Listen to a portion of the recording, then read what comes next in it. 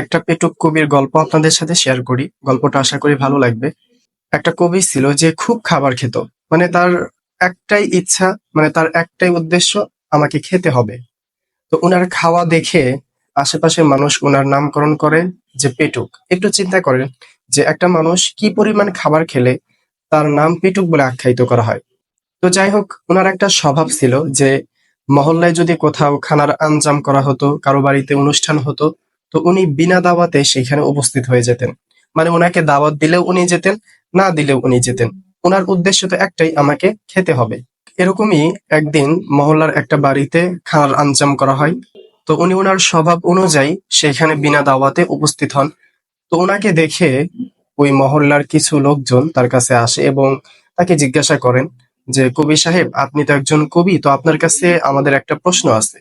তো কবি সাহেব বললেন যে, আচ্ছা, কোনো সমস্যা নাই, তোমাদের কি প্রশ্ন আমার কাছে বলো। তো মহল্লার লোকজন বললেন যে, আচ্ছা কবি সাহেব, কোরআনের কোন আয়াতটা আপনার কাছে সবচেয়ে বেশি ভালো লাগে, আর দোয়ার মধ্যে কোন দোয়াটা আপনার কাছে সবচেয়ে বেশি ভালো লাগে। তো কবি সাহেব উত্তরে বললেন যে, কোরআনের ওই আয়াতটা বা ওই শব্দটা আমার কাছে সবচেয়ে বেশি ভালো লাগে যেখানে আল্লাহ রাব্বুল আলামিন বলেছেন যে, কুলু ওয়াশরাবু, তোমরা খাও এবং পান করো। আর দোয়ার মধ্যে ওই দোয়াটা আমার কাছে সবচেয়ে বেশি পছন্দ হয়, যার অর্থ হবে এরকম যে, হে আল্লাহ, আপনি আমাদের জন্য আসমান থেকে দস্তরখান অবতীর্ণ করুন, অর্থাৎ খানা অবতীর্ণ করুন।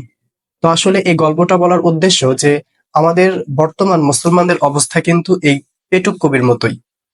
মানে কোরআন হাদিস শিক্ষার মধ্যে যেগুলো সহজ, যেগুলো আমাদের মন মতো, আমরা সেগুলো পালন করি। আর মনে করেন যে যেগুলো একটু কঠিন, যেগুলো মানতে আমাদের একটু কষ্ট হয়, সেগুলো আমরা ছেড়ে দেই। দেখেন, কোরআন হাদিসের কোনো শিক্ষা যদি কঠিন হয় আপনার জন্য, আর আপনি যদি সেটাকে বর্জন করেন, ছেড়ে দেন, এর মানে এই নয় যে আল্লাহ রাব্বুল আলামিনের বিধান আপনার জন্য পরিবর্তন হয়ে যাবে।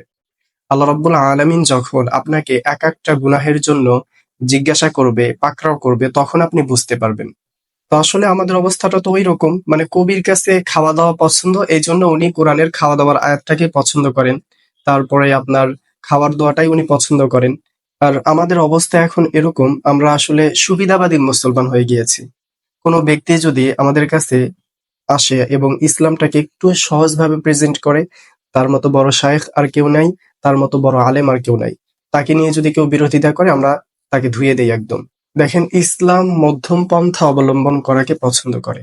ইসলাম বাড়াবাড়ি কেউ পছন্দ করে না, ছাড়াছাড়ি কেউ পছন্দ করে না। তাই ইসলামের প্রত্যেকটা আরকানকে সঠিকভাবে পালন করেন। আপনি দুনিয়াতে যতই চালাকি করেন না কেন, যত যাই করেন না কেন, আপনার যে অন্তর, এটা কিন্তু আল্লাহ রাব্বুল আলামিন সৃষ্টি করেছেন। আর আপনার অন্তরের খবর কিন্তু আল্লাহ রাব্বুল আলামিন খুব ভালোভাবেই জানেন।